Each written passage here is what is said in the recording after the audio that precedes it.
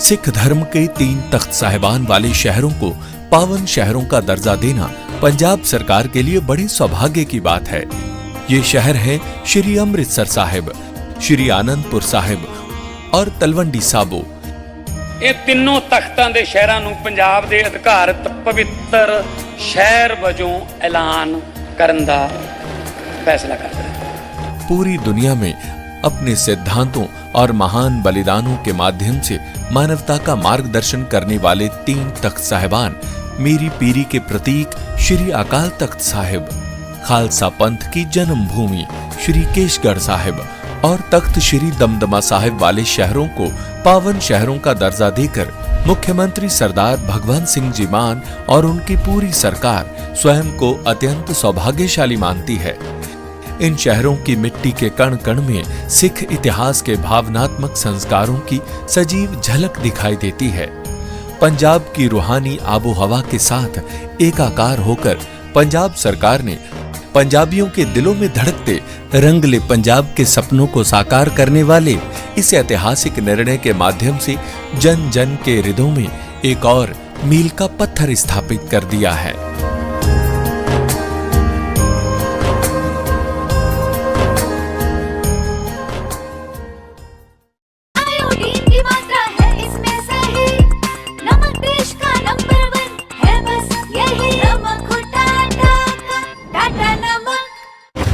मध्य प्रदेश की पहचान है समृद्ध संस्कृति, समानता और समावेशी विकास।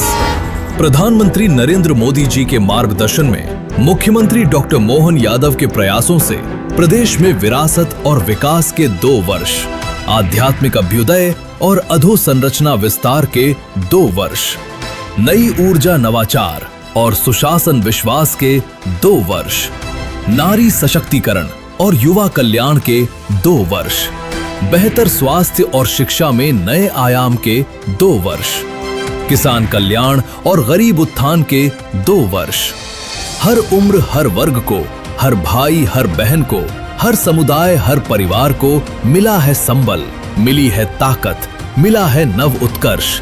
ये है प्रदेश में विकास और सेवा के 2 वर्ष। डॉक्टर मोहन यादव का Abhyuday Madhya Pradesh. The art of comfort, healers.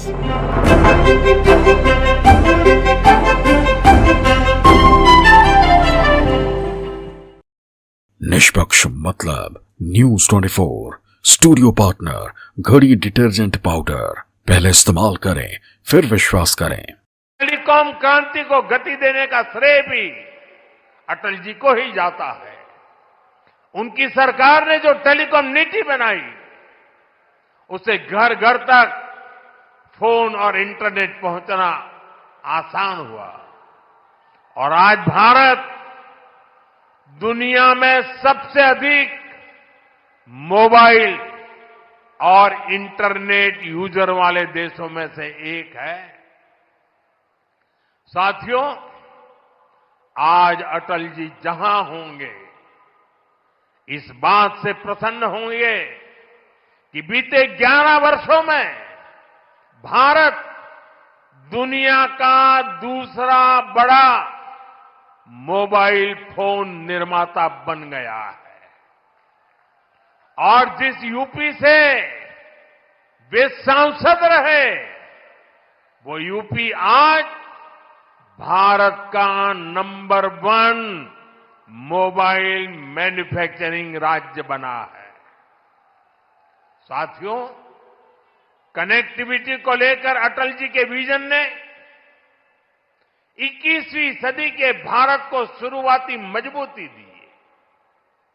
Atal ji की सरकार के समय ही गांव गांव तक सड़कें पहुंचाने का अभियान शुरू किया गया था।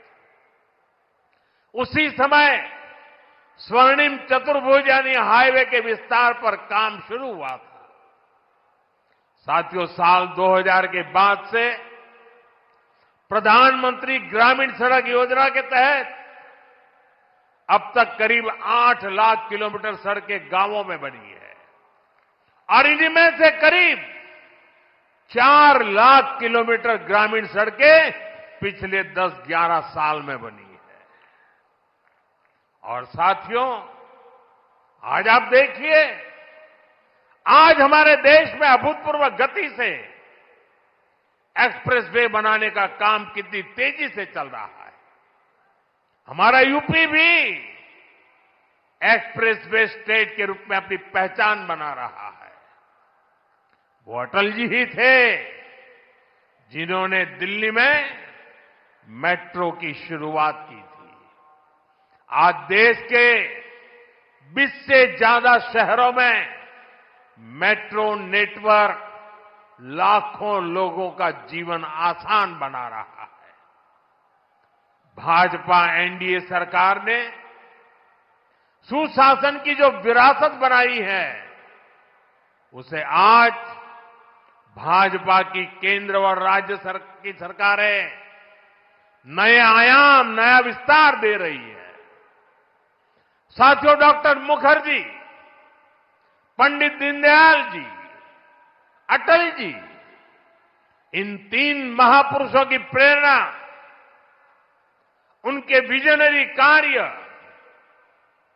ये विशाल प्रतिभाएं विकसित भारत का बहुत बड़ा आधार है। आज इनकी प्रतिभाएं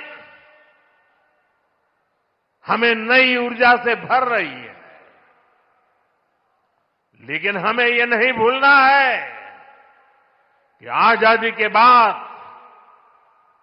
भारत में हुए हर अच्छे काम को कैसे एक ही परिवार से जोड़ने की प्रवृत्ति पनपी। किताबें हो, सरकारी योजनाएं हो,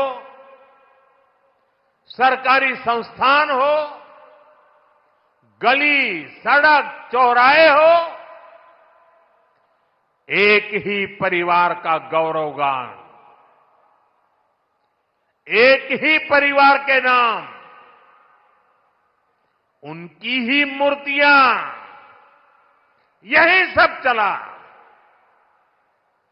भाजपा ने देश को एक परिवार की बंधक बनी इस पुरानी प्रवृत्ति से भी बाहर निकाला है। हमारी सरकार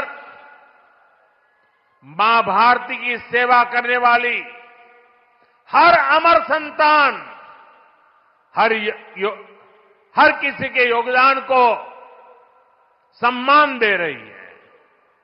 मैं कुछ उदाहरण आपको देता हूं।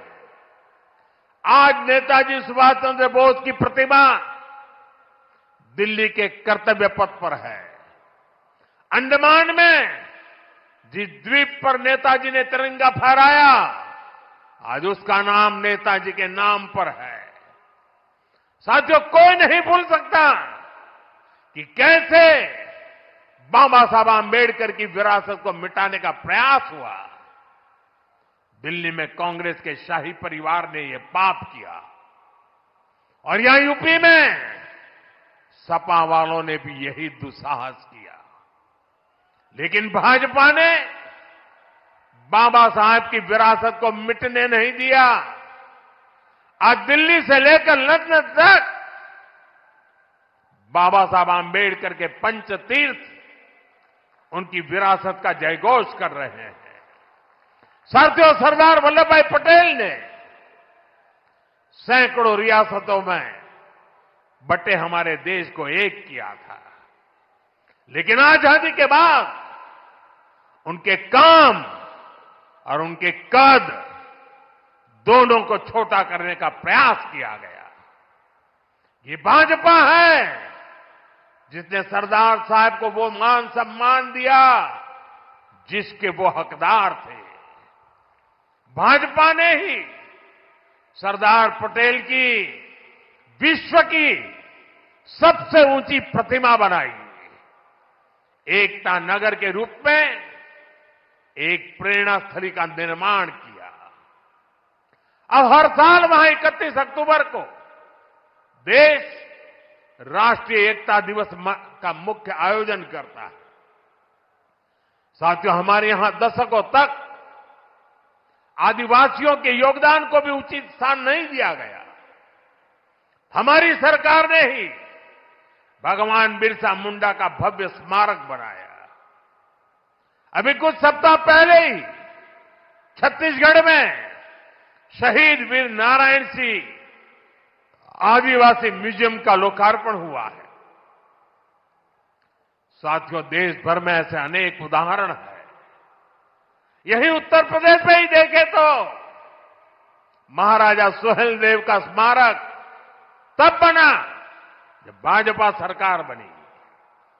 यहां निषाद राज और प्रभु श्री राम की मिलन स्थली को अब जाकर के मान सम्मान मिला। राजा महेंद्र प्रताप सिंह से लेकर चौरी चौरा के शहीदों तक मां भारती के सपूतों के योगदान को भाजपा सरकार ने ही पूरी श्रद्धा और विनम्रता से याद किया। साथियों, परिवारवाद की राजनीति की एक विशिष्ट पहचान होती है। यह असुरक्षा से भरी हुई होती है।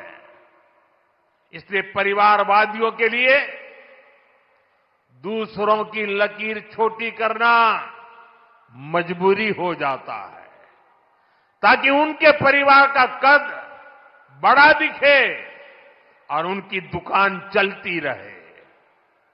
इसी सोच ने भारत में राजनीतिक छुआछूत का चलन शुरू किया।